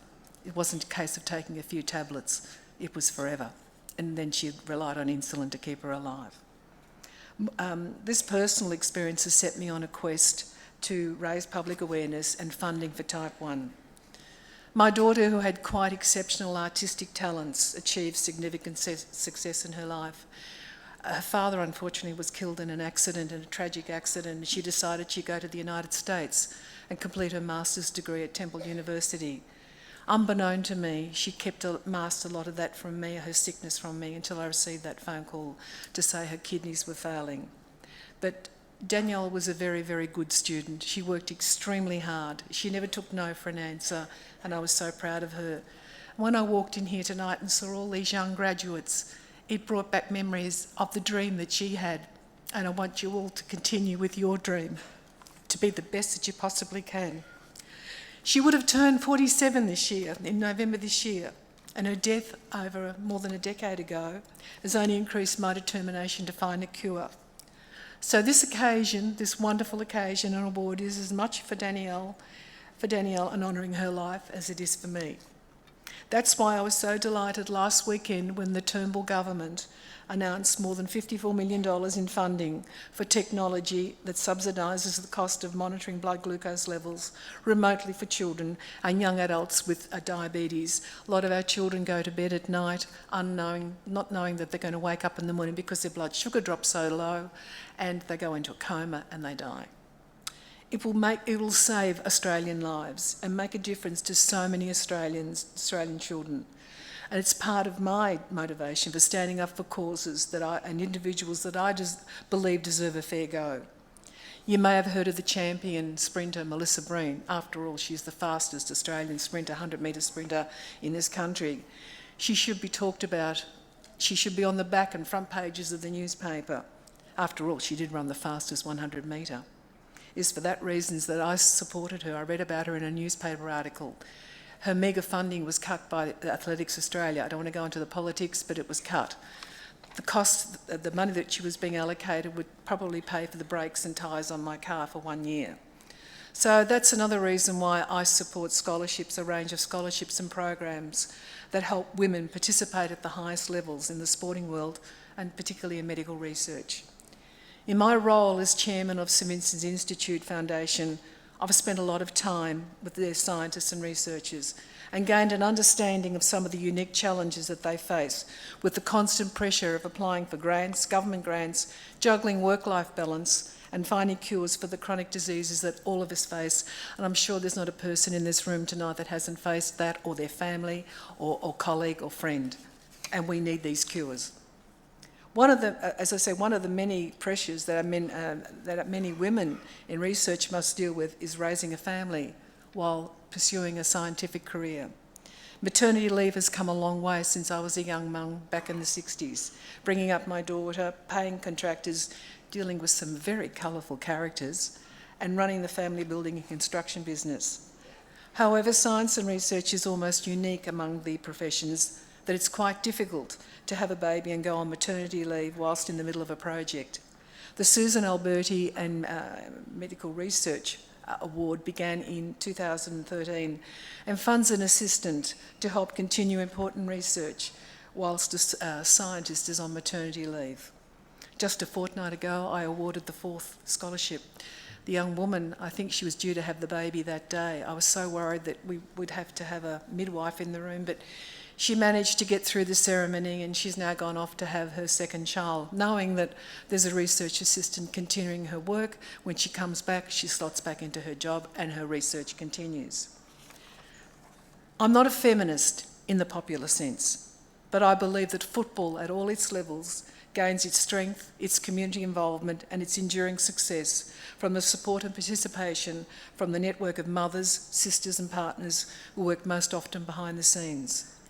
I want to briefly just touch on women's football, which is another passion of mine, as I mentioned just before, and also relates to my support for the mighty West.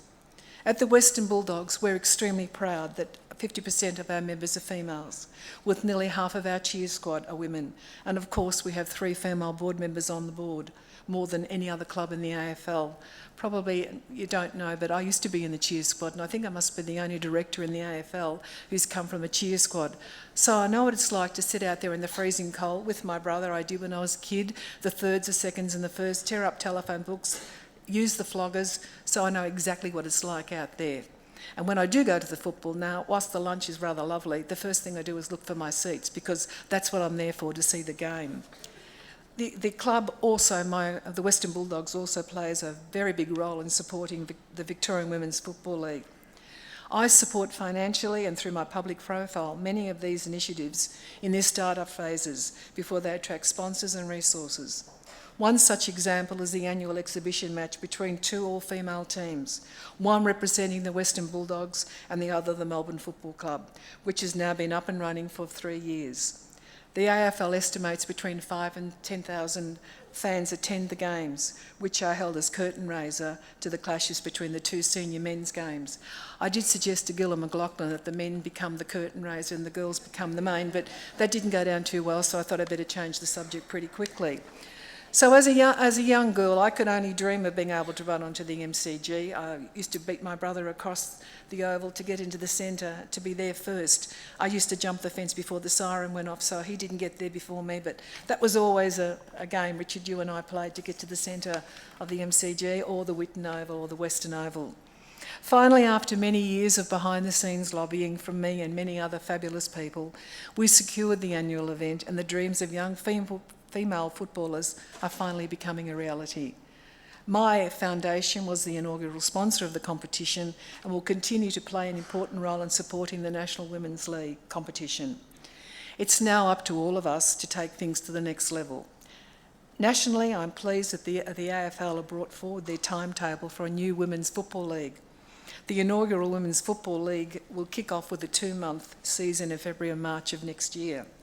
8 teams, it's anticipated, will compete over 7 home and away rounds and a final series in a standalone competition played prior to the AFL season commencing. It is expected that 4 teams will be based in Melbourne, and I'm sure that it would surprise absolutely no one here tonight that I'm pushing strongly for one of those teams to be based at the Whitten Oval and wearing the mighty red, white and blue. Applications to host a team closed in April. We'll find out very shortly which franchises will feature in the inaugural year of the league. I have no doubt that in 2017 the national competition will be a success and media companies broadcasting the game and spectators flocking to venues, inspiring the next generation of young female footballers who will finally have a national elite league to compete in. They will be eagerly anticipating the idea of playing on the biggest stage of all, the MCG. So again, Vice-Chancellor and Chancellor, I thank you from the bottom of my heart, and I really mean this, for bestowing this honorary doctorate on me. To all of you here tonight, graduating, congratulations, but let me tell you that the hard work of your university years is nothing compared to the school of hard knocks you're about to encounter. I encourage all of you, each and every one of you, to keep contributing and being the best that you can in your careers and what you can achieve, and then give back to our city, state, and this wonderful country of Australia, and everything else that you do. Above all, work hard, believe in what you do, and make the most of the outstanding opportunity we have to live in this great country, Australia. God bless all of you.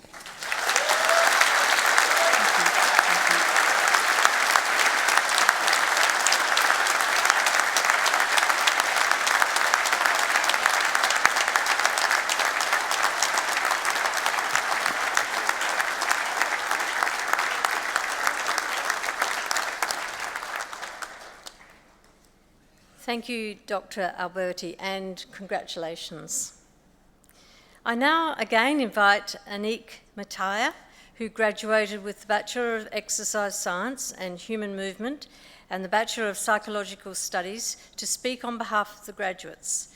Anik achieved excellent academic results and has been heavily involved in the VU community, including roles as Secretary of the VU Psychological Student Society, Secretary of VU Sport and Exercise Science Student Society, VU Student Ambassador and Manager of the VU Women's Hockey Team.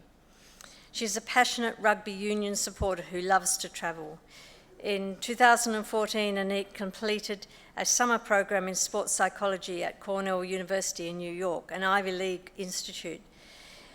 Anik is continuing her studies at VU and is currently enrolled in an honours degree in psychology.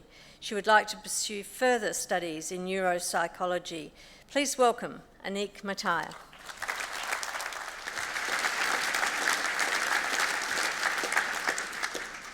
Chancellor, Vice-Chancellor, Council members, distinguished guests, academics and teaching staff, fellow graduates, family and friends.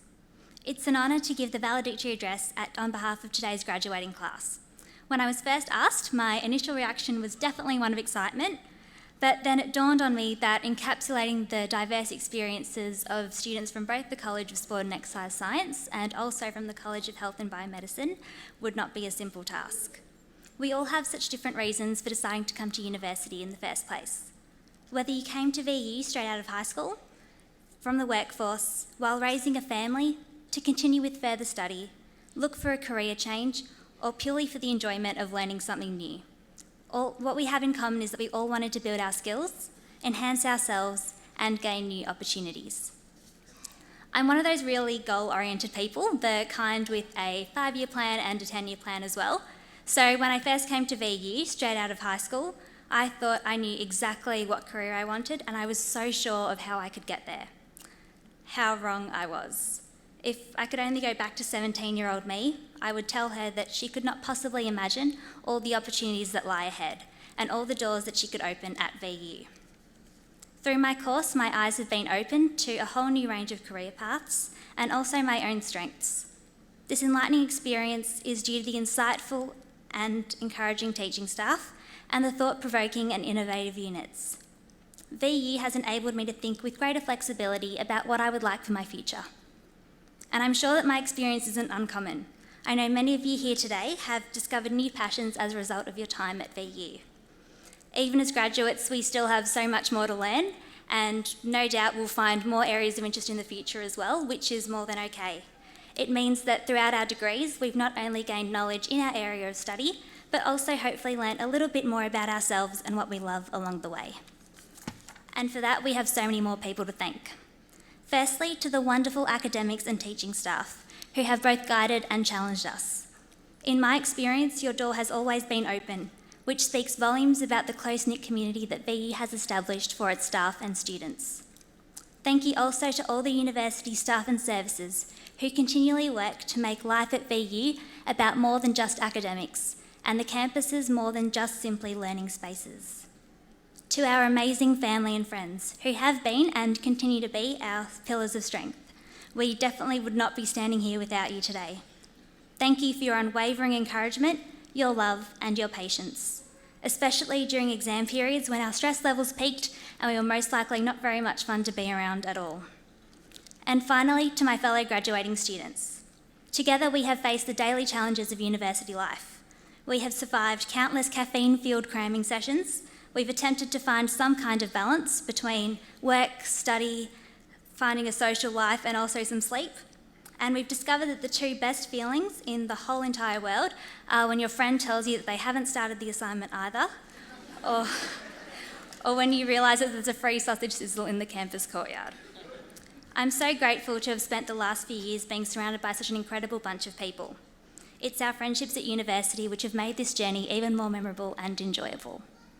So, when you reflect back on the day that you first started at VU, I hope that now you can say, with your degree in hand, that you've come one huge step closer to finally reaching that goal. And although we still have so many more exciting journeys ahead, let's just take today to celebrate all our hard work and amazing achievements. Congratulations to all graduates and good luck for the next chapter ahead.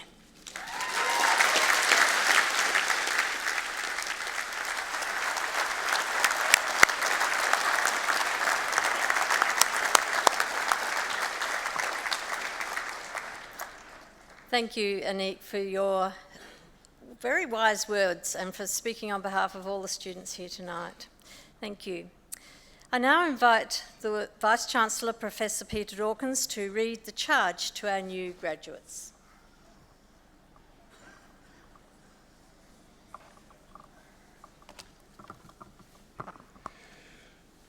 Chancellor, can I ask all of the new graduates to stand, please?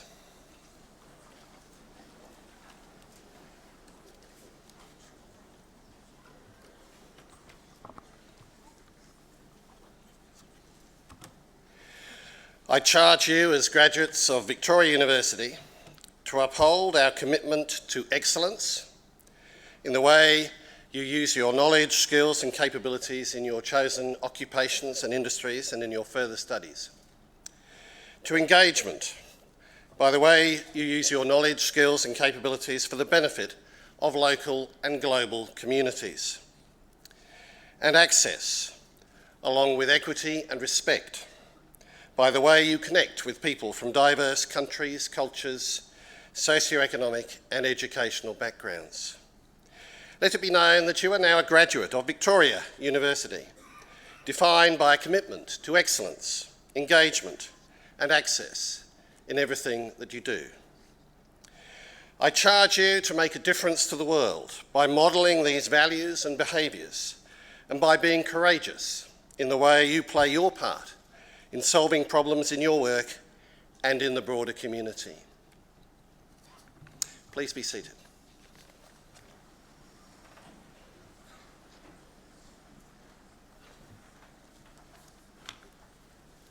Thank you, Vice-Chancellor.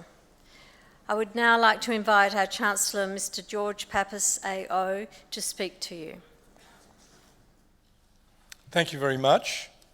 And as you can gather, we're getting towards the end of our graduation ceremony. It's been a long one, it's been a big graduation, but I want to thank and commend all of you for accepting my invitation earlier on to treat this as a celebration, to applaud enthusiastically and to cheer. You've done a great job and you can all come back. Now, I have asked the graduates before to stand up and turn around and come up on stage. Now I'm going to ask all the graduates to remain seated. But I'm going to ask everybody else to stand up. All our families, friends, supporters, all of you stand up. Because now, to conclude the ceremony, we're going to give our graduates a really hearty round of applause to say congratulations for all that you've achieved.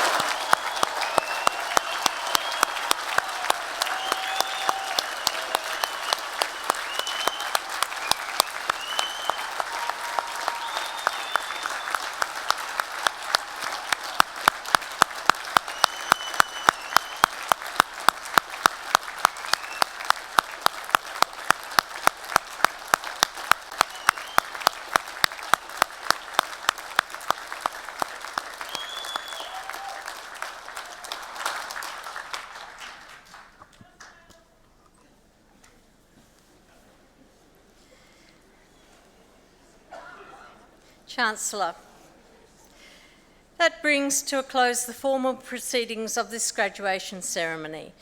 On behalf of the Chancellor, I extend an invitation to all graduates and guests to join him and the university procession in the view on level 4 for refreshments.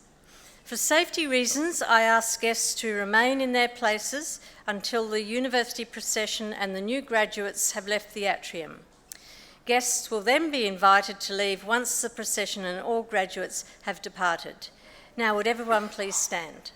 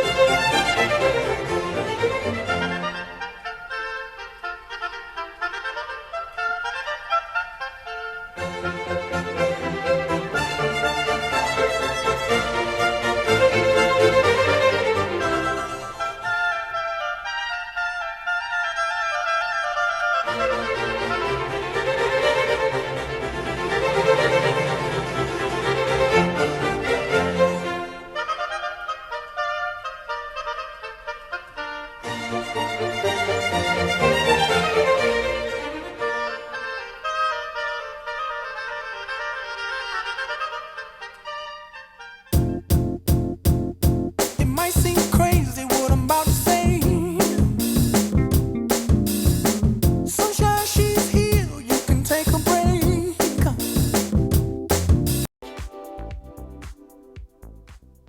Ladies and gentlemen, may I request your silence so that graduates can be briefed on what they need to do today. Welcome and congratulations. For more than 100 years, VU has great opportunities for business and school time that do and